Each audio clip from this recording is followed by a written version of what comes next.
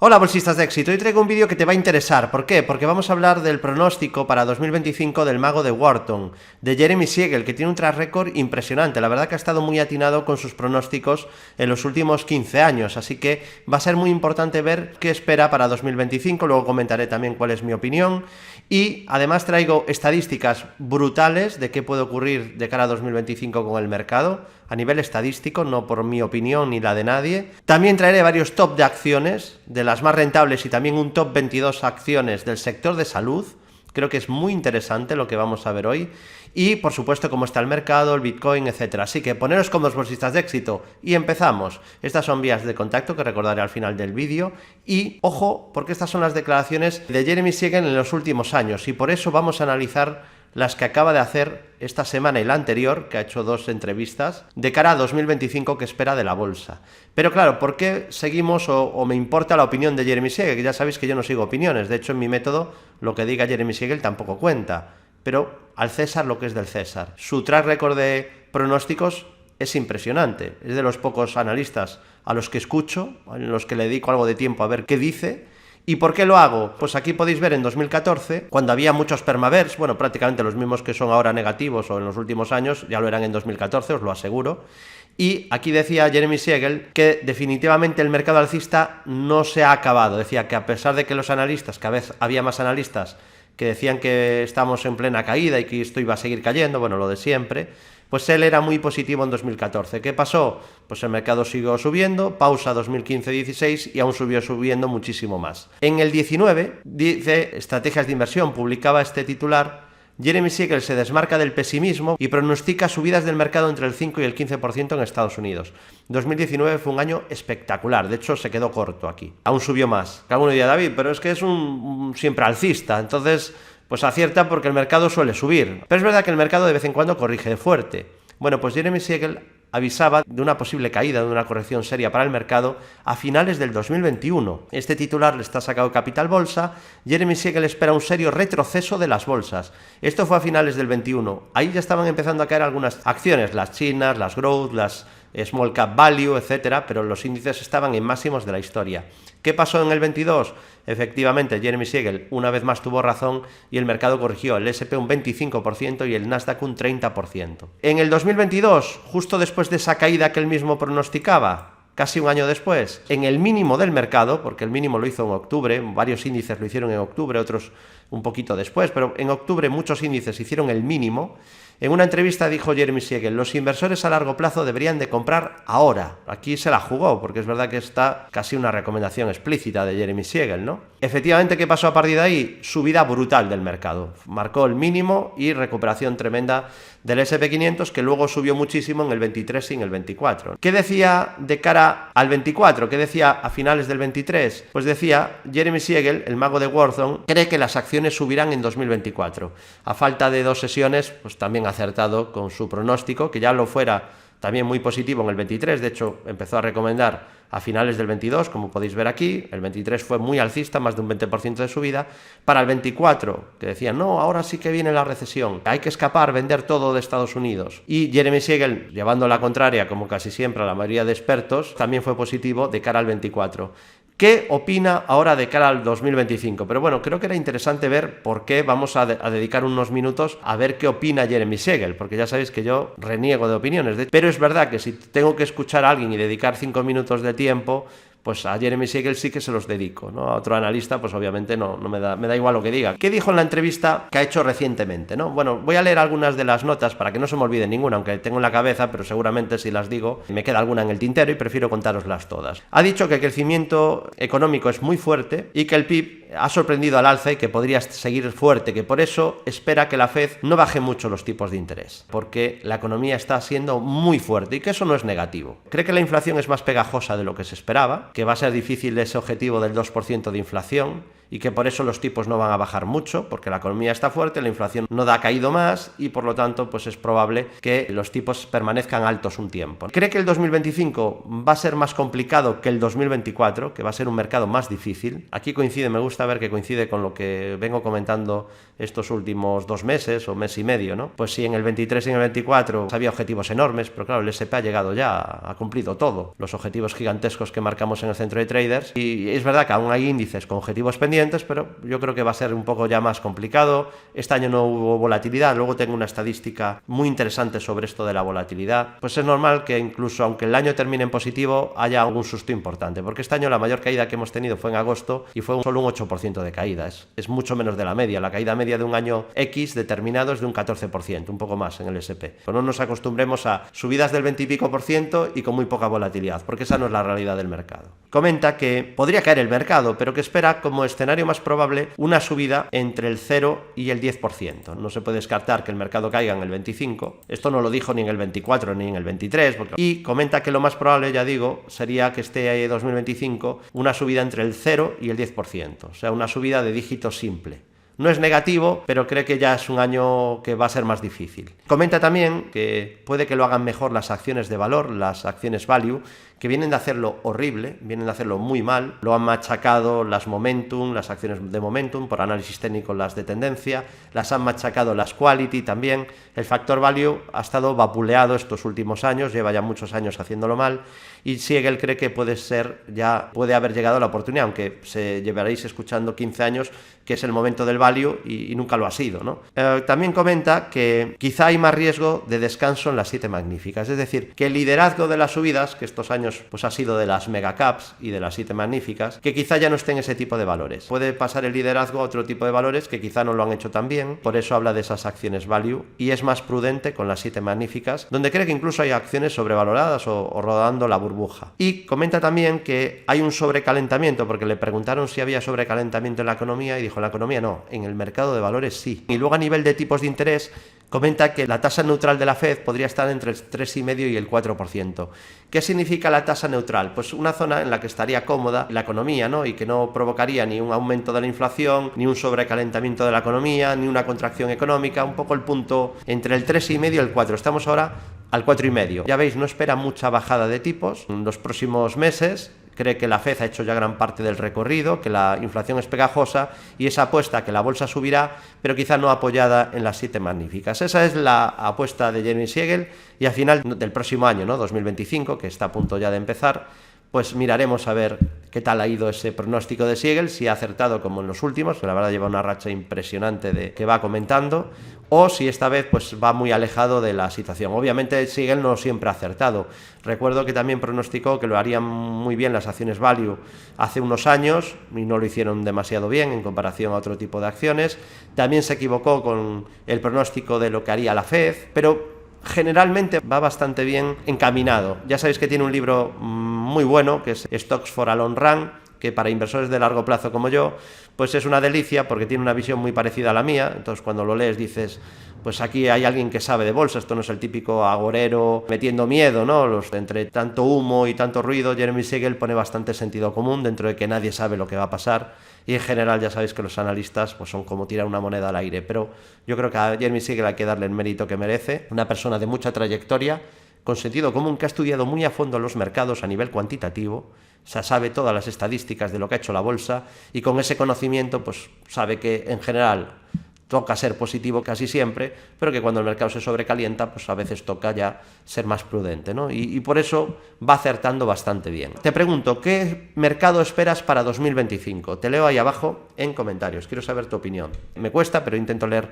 siempre todos los comentarios que van llegando a los vídeos. ¿Y cómo fue la semana en Wall Street? No os traigo a nivel de acciones cómo fue la semana, pero sí a nivel de sectores. ¿Por qué? Porque donde pone una semana, one week, es probable que esté cogiendo 5 días de inversión. Y claro, esta semana ha habido festivos y por lo tanto es probable que esté cogiendo los últimos 5 días y no la semana en general. Así que en nivel de acciones no lo he cogido y digo, por traeros un resumen os traigo el del último día y el de los últimos 5 días, de inversión. Y aquí vemos que todo en rojo menos energía, que cerró plano, y todo lo demás en rojo. Una sesión de caídas con muy mala amplitud.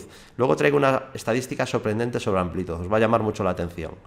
Lo peor fue consumo cíclico, luego tecnología y real estate, y en la última semana pues brilló tecnología, energía y financieras y solo cayó consumo defensivo, en ese rebote que ha tenido la bolsa después de una buena corrección. Y hemos tenido nuevo dato, como cada semana, de la encuesta AAI de inversores, es una encuesta de sentimiento, y hay buenas noticias. ¿Por qué? Porque hemos pasado de complacencia, que teníamos aquí, rozando la euforia.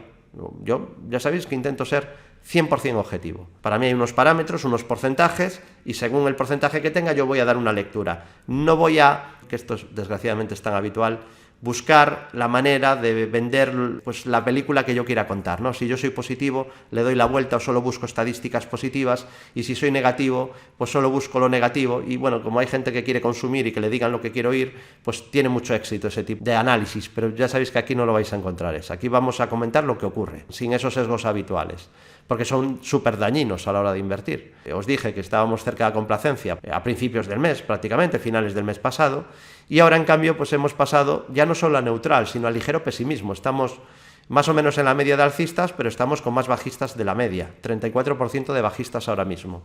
Así que buena noticia, esta pequeña caída o descanso desde máximos, apenas inapreciable.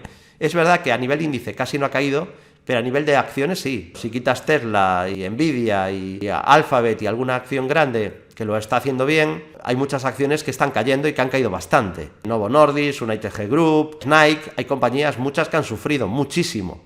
Y hay muchas que no están en máximos. De hecho, más del 40% de acciones del S&P están por debajo de la media de 200 sesiones. Es decir, que hay muchas acciones que han corregido. Por eso quizá pues es normal que este sentimiento se haya purgado totalmente ya desde ligera codicia a niveles ya incluso de ligero miedo, ¿no? Buena noticia que nos vayamos tan rápido ya a rozar ese nivel de miedo, que todavía no llegamos, yo diría, a miedo, pero ya un poquito de miedo. Y aquí podéis ver, esta es muy interesante, de cuáles han sido las mejores acciones en rentabilidad en el S&P 500 a 5 años, a 10 años, a 15 años y a 20 años. Entonces, por ejemplo, en los últimos 5 años nos encontramos que lidera Nvidia, luego estaría Tesla y Supermicro Computer, a 10 años vemos que estaría Nvidia, AMD y Texas Pacific Land, a 15 años vemos que está Nvidia, Texas Pacific Land y Axon, y a 20 años tenemos Nvidia, la que más ha subido. Fijaos que Nvidia lidera 5, 10, 15 y 20 años. Ha sido una acción hiper rentable, ¿no? Por cierto, desde el punto de vista del value, he leído siempre que era una burbuja. Y casualmente es que yo no soy un hater del value, utilizo value investing, pero me gusta el rigor, ¿no? Y yo escucho, leo, apunto, y es increíble el detector de valores más alcistas de la historia que tienen muchos inversores deep value, ¿no? Porque aquello que dicen que está muy caro suele ser lo que más sube. Lo he escuchado de Netflix, que mira, también está aquí en la lista. Lo he escuchado de Nvidia, lo he escuchado de Tesla, lo he escuchado de Amazon hace años, y es que coincide prácticamente de Apple, también lo he escuchado, que estaba carísima ya hace muchos años. Mucho cuidado con esto. Los últimos año y medio, la acción que para mí más he leído por inversores value que tenía consenso de burbuja era Palantir. Casualmente, pues también disparada, ¿no? Desde las acciones que más ha subido este año. Realmente curioso. Y yo creo que es porque muchas veces hay algunas acciones que tienen un rendimiento y un crecimiento de beneficios fuera de lo normal y de ventas, de ingresos, y eso se sale de lo normal y entonces hace que los múltiplos sean exagerados. Y muchos inversores asumen que si una acción tiene un múltiplo alto, pues ya tiene que ser una burbuja, y eso es un error, como siempre explico, y de hecho en el curso de Value Investing hablamos bastante de la valoración, ¿no? De cómo saber si una acción está sobrevalorada o no. Bueno, pues aquí vemos Texas Pacific Land, también Apple, Booking, Monster Beverage, Intuitive Surgical y Amazon. Bueno, son bastante conocidas. Claro, la valoración es importante, pero si una compañía crece de manera consistente durante muchos años, la valoración no es tan importante. Sí lo es a buscar un rendimiento de 1, 2, 3, 5 años vista, pero ya a 15, 20 años vista va a ser más importante, mucho más, el crecimiento del beneficio. Aquí podemos ver que si no se tuerce mucho, quedan 2 sesiones solo, ¿no? Si el año termina como está ahora, desde 1950, hablamos de 75 años de bolsa, tendremos más años con subidas del más del 20% en el S&P que años en negativo. O sea, es más normal, desde el año 50, ver subidas de más del 20% en el S&P que ver años de caídas, aunque tu permaver favorito te diga lo contrario, te haga ver lo contrario. Esta es una estadística muy interesante de Carson Investment Research. Ya veis que subir más de un 20%, que está en color dorado, no es tampoco habitual, es bastante habitual. Igual que también es bastante habitual años negativos. O sea, también tenéis que tener esto en cuenta. Van a venir años negativos. Es el mercado así, es cíclico, a veces sube, a veces baja, pero tiende a subir. Los índices tienden a subir y además a subir mucho. Y aquí podéis ver qué pasa en el primer año presidencial, ¿no? Estamos ahora va a empezar el primer año presidencial de Donald Trump y creo que esta estadística de Carson Smith Research es interesante para ver qué esperar. Y claro, a veces las estadísticas se pueden enfocar desde dos puntos diferentes, ¿no? Sobre todo si quieres manipular a la masa, pues tú podrías contar una estadística de una manera o de otra manera. Yo te voy a contar de las dos maneras, porque hay una manera positiva de contar esta estadística y una negativa. Te voy a contar las dos. La negativa es que el primer año presidencial, si es republicano, como es este caso, pues cuando hay más opciones de que el mercado caiga. Es decir, las veces que ha caído en el primer año presidencial, casi siempre ha sido en un año presidencial republicano. Es raro que el primer año demócrata haya caídas, pero sí que es bastante común que haya caídas en el primer año presidencial de un republicano. De hecho, está aquí señalado en rojo cuando eso ha ocurrido, y de las últimas veces, pues solo tienes la caída de Jimmy Carter siendo demócrata. En los otros casos, pues han sido por republicanos. Pero, claro, hay otra manera de verlo también, y es que de los últimos 10 primeros años, que serían estos que vemos aquí, solo un primer año de presidente fue negativo, que fue el de George Bush. Se encontró también el tema de las Torres Gemelas y venías de una crisis económica, el estallido de la crisis tecnológica. Ese año pues hubo corrección en el S&P. Pero ya veis, de los últimos 10, solo ese primer año de Bush. Y hay que decir que dentro de que el primer año republicano hay más dudas, el primer año de Trump fue muy bueno. Fue una subida del 19,4%, para ser exactos. Y en esta siguiente podéis ver qué pasa cuando es el primer año de un segundo mandato. Es decir, el caso de Trump. Ya no es la primera vez que es presidente. Es su primer año ahora, pero previamente había estado Joe Biden. Entonces, aquí podemos ver qué hace el S&P cuando esto ocurre. Bueno, desde 1900, nada más y nada menos. La media es caer un 1,2%. Ojo, no es nada positivo el primer año del segundo mandato. Y la mediana es un menos 8,7%. Y solo el 44,4% de los años, dentro de que no hay una muestra muy grande, son positivos. Aquí también podemos ver el vaso medio lleno, medio vacío. Yo os cuento los datos y luego hay que sacar conclusiones. No, David, dime que todo es positivo o dime que todo es negativo, porque así yo pues no tengo que pensar y no tengo que dudar. Pero es que en el mercado siempre tienes que dudar, nadie sabe lo que va a pasar. Y alguno dirá, David, pero en 23 y en 24 eras muy positivo por las estadísticas, porque eran positivas todas las estadísticas. O sea, aquel que fuera negativo en el 23-24 se tiene que retirar, ¿vale? Porque no hace caso a las estadísticas, a los datos, a las probabilidades. Ahora en las últimas que están saliendo de cara al 25 son más mixtas, como estáis viendo. No es que yo me las esté inventando, es que es así. Y vienes de 2 años de mucha subida, ¿no?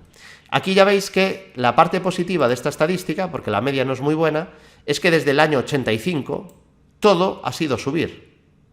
O sea que previamente no era positivo ese primer año del segundo mandato, pero últimamente sí lo está siendo. Esta es interesantísima, porque el S&P 500 ha estado por encima de la media de 200 sesiones todo el año, desde enero a diciembre. ¿Y esto cuántas veces ha pasado? Pues ha pasado desde el año 1950 todas estas veces. ¿Qué suele pasar cuando esto ocurre? La media de esos años es subir un 25, pero la media del siguiente año, cuando esto ocurre, la media es subir solo un 4,62%. Esto es mucho menos que la media de la bolsa, que es un 9,21. Justo la mitad de subida media cuando vienes de un año que siempre ha estado el S&P por encima de la media. Esto tiene lógica porque significa que has estado en un año sin volatilidad. Y el mercado, de vez en cuando, la volatilidad es un acordeón, se expande y se contrae, se expande y se contrae. Entonces no está mucho tiempo sin ninguna volatilidad, porque de vez en cuando tiene que venir un susto, esto no puede ser fácil. La bolsa es complicada. Riesgo de que venga algún susto, no siempre ocurre, puede seguir subiendo, ya veis que pasó en el 54, pasó en el 95, pasó en el 97, pasó en el 2013 y en menor medida en el 64 y en el 55. Pero también veis que hay años donde luego hay una corrección. Correcciones que salvo el 21 no fueron tampoco demasiado violentas. Interesante esta estadística de Bespoke. Esta me ha llamado mucho la atención. Esta es contraintuitiva, esta es muy llamativa. La amplitud no está ahora en su mejor momento, ha empeorado la amplitud, ¿no? Ya sabéis que hacemos un seguimiento muy a fondo de la amplitud en el centro de traders, una barbaridad, si entráis lo vais a ver. Aquí damos la pincelada del resumen de la pincelada del resumen, y espero que aún así os guste. Y esta es una estadística de Sentiment Trader, y lo que podemos ver que hemos tenido una sesión, tiene que ser dentro de las últimas 3 sesiones del año, que la del viernes fue una de las últimas 3, donde menos del 33% de las acciones del NYSE, que es un índice amplio de la bolsa americana, terminaran en positivo. Pues cuando esto ocurre, podemos ver que una semana después de media sube un 0,7%, 2 semanas después sube un 1,7% de media, un mes después sube de media un 3,5%, 2 meses después un 4,3% y 3 meses después, solo en 3 meses, subida de casi el 7%, con un 83% de periodos positivos. Así que, aunque pudiera parecer que no es bueno terminar el año con debilidad en la amplitud, casualmente la estadística dice lo contrario, sino que parece que es bastante positivo, a corto plazo al menos, suele haber una recuperación y una subida. Somos más de 75.000, de hecho más de 78.000 ya en YouTube, gracias a todos. Si os gusta el contenido, ya sabéis, suscribiros al canal, campanita, para no perderos ningún vídeo, dale a like y déjame un comentario. Este mercado alcista podemos ver que de momento ha ido bastante fuerte, pero de momento es bastante breve. Históricamente vemos aquí los últimos mercados alcistas de los últimos 50 años, vemos que normalmente el mercado alcista suele durar más. Así que es verdad que a veces se frena en el año 2, pero si dura más allá del año 3, muchas veces vemos megatendencias que son muy poderosas y muy rentables, como podéis ver en este gráfico. Y os presento el sistema C de acciones del Centro de Traders de Bolsa General, este sistema algorítmico. Ya sabéis que tenéis 13 sistemas algorítmicos dentro del Centro de Traders. Y la verdad estamos muy contentos porque está a punto de terminar el año un beneficio de casi el 27% en este 2024, cuando el año pasado ganó un 44%, y todo esto se está publicando a tiempo real en el Centro de Traders. Además son sistemas que no requiere estar ahí pendiente de la pantalla con las pestañas ahí pegadas. Hay de revisión semanal, que hay que mirar una vez a la semana, 1 minuto a la semana, revisión diaria 1 minuto al día, revisión mensual 1 minuto al mes. Ya veis que también tiene malas rachas. En el 2022 este sistema perdió un 9%, incluso mes a mes, ya veis que hay muchos meses en negativo que están en rojo. Pero a la larga pues es un sistema que está ganando dinero y encima lo hace con mucho menor drawdown que el índice. Aquí veis comparado el índice, el benchmark, el SP500 en rojo frente al drawdown del sistema, que está en verde. Ojalá siga la buena racha de los sistemas, que sigan ganando dinero en este próximo 2025. La verdad que firmaría, ¿no? Otro año como este está siendo increíble, seguramente vendrán años peores. Y bueno, ya sabéis que esto es todo lo que contiene el Centro de Traders, le dais a pausa y lo leéis para no perder ni un minuto, y que tenéis descuentos si contratáis anual el Centro de Traders, para todos, descuento importante, o si nunca habéis sido clientes tenéis también el descuento trimestral de un 20% poniendo en el código oferta nuevo en minúscula, ¿vale? En minúscula oferta nuevo sería ese el código de descuento para clientes nuevos si contratáis trimestral. Ahí os dejo toda la información del Centro de Traders arriba a la derecha. Y os traigo un top 22 acciones del sector salud que me parece muy interesante, lo elaboró Morningstar. Por cierto, decidme si queréis otros top de acciones de Morningstar para otros sectores, porque este es para el sector salud. Creo que era interesante empezar por aquí porque es un sector que viene a hacerlo no muy bien y que a largo plazo sí que lo suele hacer bien. Y aquí vemos que trae estas 22 compañías: Agilent Technologies, AstraZeneca, Bristol Myers Squibb, Coloplast, que esta es de Dinamarca, la analizamos no hace mucho, Coloplast, Danaher, General Electric Healthcare Technologies, Gilead Science, GSK, Haleon, IDEX Laboratories, Johnson & Johnson, Merck, Novartis, Pfizer, Roche, Sanofi, Stryker, Thermo Fisher, Waters, West Pharmaceutical, Zimmer o Zoetis. Ya veis que la mayoría son de Estados Unidos, pero las hay de todos los países. Pero antes de analizar una de estas 22 compañías a fondo, os quiero comentar en qué se basa Morningstar para hacer esta selección. Entonces busca compañías con foso defensivo, ventajas competitivas. Luego también busca compañías con buena asignación del capital o al menos estándar y que tenga una incertidumbre baja o media del valor razonable, es decir, que no esté súper sobrevalorada y haya riesgo de varios años de caídas. Y vamos a analizar una de esta lista que acabamos de ver y he elegido IDEX Laboratories. Es una compañía que, como podéis ver, ha sido martillo pilón porque ha crecido todos los años en ingresos, maravilloso, de casi 2.000 millones a casi 4.000 millones de ingresos, y el beneficio ha pasado de 263 millones a 866 millones, con solo un año de retroceso del beneficio que fue 2022. O sea que también prácticamente martillo pilón, muy sólido el crecimiento tanto a ingresos como en beneficios. Encima podemos ver que es una acción que no diluye al accionista, incluso recompra acciones todos los años, con lo cual permite que impulse un poquito más, también sirve de motor, pequeño motor al crecimiento del beneficio por acción. Es una empresa que está ahora mismo a PER 39, podréis decir, David, es exigente, lo es, pero es que es una compañía que crece un poco y además es de muchísima calidad. Y el PER Forward, como se estima que va a crecer el año que viene, sería de 35,5 veces. Exigente y probablemente dentro del precio están incluidos 3 añitos de crecimiento quizá. Pero claro, es una compañía que tiene un ROE del 58%, que es una barbaridad. Si mantiene sostenidamente niveles de ROE muy altos, de ratios de rentabilidad y de márgenes amplios, normalmente estás ante una compañía, como Morningstar también comenta, con fosos defensivos, ¿no? Ventajas competitivas. Y claro, esto es barato, es caro, PER 39, ¿y por qué viene de hacerlo mal en bolsa? porque la valoración, como os dije, a corto o medio plazo, a 1 año, 2, 3 años vista, es muy importante. Fijaos lo que pasó con IDEX Laboratories. Esta es la evolución del PER desde el año 2010 y podemos ver que rozó el PER 80 durante buena parte del año 2021, incluso finales del 20. Para mí aquí estaba muy cara esta compañía, dentro de que es una empresa de mucha calidad.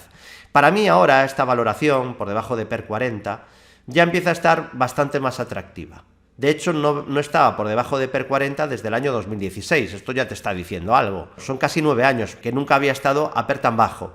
Dentro de que es un PER alto. De hecho, durante esta fase sí que estuvo a PERs inferiores. Compañía que se está poniendo ya una valoración mucho más interesante y que sufrió en bolsa debido a esa sobrevaloración o esa valoración muy exigente, ¿no? Aquí podemos ver cómo viene de no subir y de hacerlo muy mal desde este pico del 2021. Pero claro, es que aquí estaba a PER casi de 80 veces. Es muy importante, ¿no? Es que compra una buena empresa. Sí, eso está muy bien, pero haz el curso de Value Investing de Bolsa General y aprenderás también a buscar un buen punto de entrada. Porque no solo vale que sea buena empresa, ¿no? Yo hago buy and hold, sí, pero a lo mejor si compras en un punto muy malo por valoración, a lo mejor luego te comes 4 años sin ganar dinero, o 5 o 6. Te puede pasar si compras a una valoración muy alta. Y si no, que se lo digan a los que compraron Nike a PER 60, que es un ejemplo muy parecido a este que acabamos de ver en IDEX Laboratories. Mira, es que además la flecha sigue en el mismo sitio y sirve para explicar lo mismo. Nike estaba aquí a $170, pero claro, la estabas comprando a PER por encima de 60 veces. Y eso, pues en mi opinión, para Nike no tiene ningún sentido. Nunca había estado esa valoración. Entonces ahora Nike se ha puesto a una valoración razonable, a una valoración lógica. Entonces ya no está sobrevalorada. Y con IDEX, pues probablemente está pasando o ha pasado lo mismo. Podemos ver que es una compañía que está en tendencia lateral bajista, primera resistencia en la media 200 sesiones, pasa por 465, también en los 453,26, en los 530,60, 548,88 dólares o en los 583,39 dólares. Cierto soporte en los 398,50 y luego estarían los 372,50. Mejoraría un poco si rompe la media que está ahora mismo en fase descendente. Has hecho nuestro curso de Value Investing para aprender a analizar compañías, saber diferenciar una empresa cara de una barata, muy práctico ese curso, te leo ahí abajo en comentarios. Y te dejo toda la información del curso de Value Investing si quieres dar ese salto de gigante en tu formación operativa, ahí arriba a la derecha. Somos más de 6.000 en Telegram, donde compartiremos todas las diapositivas que hemos visto en este vídeo y, como siempre, el disclaimer: Bolsa General no ofrece ningún tipo de asesoramiento financiero personalizado, atendiendo a circunstancias personales de alumnos, espectadores de directo, radios o televisiones donde participemos. Todo el material y información ofrecida tiene carácter educativo y didáctico, por lo que Bolsa General no se responsabiliza del uso que cada uno, asistente a conferencias, vídeos, directos o consultores de radio haga de esta información. Comentar además que yo tengo una cartera de acciones diversificada y por lo tanto es fácil que hablemos de valores que yo mismo tengo en mi cartera durante estos vídeos, o en directos, o en radios, o en televisiones. Tenéis toda la información en Bolsa General /reglamento delegado, como dejamos en la descripción del vídeo. Mucho cuidado con los bots que se hacen pasar por un servidor o por la empresa en redes sociales, pues los tienes en Telegram, en Facebook, en Instagram, en todos lados, incluso montando grupos de WhatsApp con señales fake y intentando vender no sé qué cursos, bueno, intentando engañar a nuestros seguidores, haciéndose pasar por mí, así que tened muchísimo cuidado, que seguramente es una estafa. IBEX 35 consolidando dentro de una clara tendencia alcista, con única resistencia a los máximos que marcó en diciembre, 12.153, que si añadimos dividendos serían máximos históricos, soporte, y además es prácticamente soporte horizontal, 11.295, y luego en el 61,8 de la última subida, 11.000, o en los 10.298 puntos. DAX consolidando desde máximos, única resistencia en 20.522, soporte en la zona de la media 200 sesiones, que pasa por 19.000 puntos, en 18.812, en el 61,8 de la subida, que pasa por 18.300, son los 17.024. Dow Jones consolida desde máximos, única resistencia en esos máximos de 45.073, en la media 200 sesiones, que pasa por 41.800, en los 41.647, en los 38.499, 38.000 o 37.611. SP500 consolida desde máximos históricos, única resistencia en esos máximos 6.099, soporte en la media pasa por 5.707, 5.402, 5.119 o 4.953 puntos. Nasdaq 100 también consolida desde máximo, única resistencia en 25.133, soporte en la media pasa por 20.000, soporte también en los 18.400 17.800 puntos, 17.435 o 16.973 puntos. Bitcoin, ojo, porque está consolidando tras cumplir el enorme objetivo que proponíamos alcista en el centro de traders, justo desde ese nivel corrige, y atención porque podría activar una figura de hombro cabeza a hombro si pierde esa zona que tiene en 91.500 aproximadamente. Si pierde esa zona se activaría un hombro cabeza a hombro de corto plazo y habría riesgo de corrección. Tendría luego soporte en la media 200 sobre todo, que pasa por $77.000, o también soporte en los 66.797. Resistencias en $99.883 o en $108.345. Y Ethereum ha activado un doble techo con objetivo 2.960, cierto riesgo en este gráfico, soporte en la media que pasa más o menos por esa zona de 3.000 y resistencias tendríamos en los $3.543 y en los máximos que marcaron en ese doble techo en $4.108. Aprovecho para felicitaros a todas las fiestas y un próspero, feliz 2025. Lupa hacia arriba, bolsista de éxito, si has llegado hasta el final. Ahí a la izquierda y a la derecha te dejo vídeos para que sigas aprendiendo y mejorando como inversor. Y nos vemos en próximos vídeos, bolsistas de éxito.